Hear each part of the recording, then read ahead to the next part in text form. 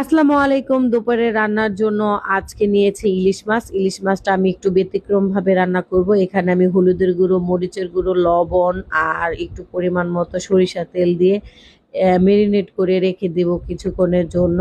তারপরে চলে যাব হচ্ছে পেঁয়াজ আর কাঁচামরিচ।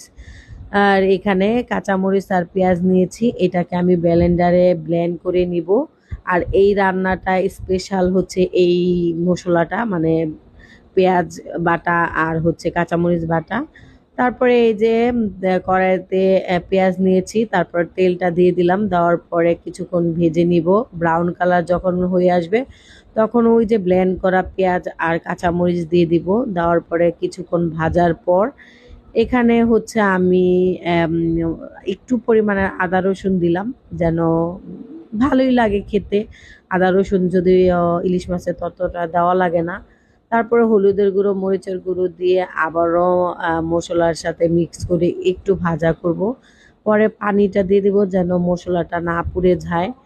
তারপরে পানিটা দেওয়ার পরে কিছুক্ষণ মশলাটা কষিয়ে এখানে ৩-৪টা কাঁচামরিচ দিয়ে দিব স্মেলের জন্য, আর গ্রানটা অনেক বেশি ভালো আসবে। তারপরে ওই যে ম্যারিনেট করা ইলিশ মাছটা আমি আবার এখানে সুন্দর করে সাজিয়ে দিব।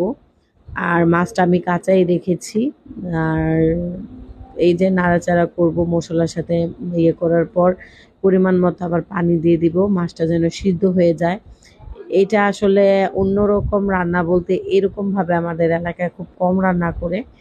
তো এই যে ৫ মিনিট রান্না করার পর আমার রান্নাটা যখন প্রায় শেষ হয়ে দিকে আসবে, তখন এখানে আমি সরিষার তেল অ্যাড করব। জাস্ট এটা খেতে অনেকটাই সরিষা ইলিশের মতো লাগবে। তারপরে ধনিয়া পাতা দিয়ে এটাকে আবার ২ মিনিট রান্না করলাম। তারপরে তো আমার রান্না শেষ। আর কি বলবো, মাছটা অসাধারণ হয়েছে খেতে, আমার কাছে অনেক বেশি ভালো লাগছে। তো আপনাদের কাছে কেমন লেগেছে অবশ্যই কমেন্ট করে জানাবেন। আল্লাহ হাফিজ।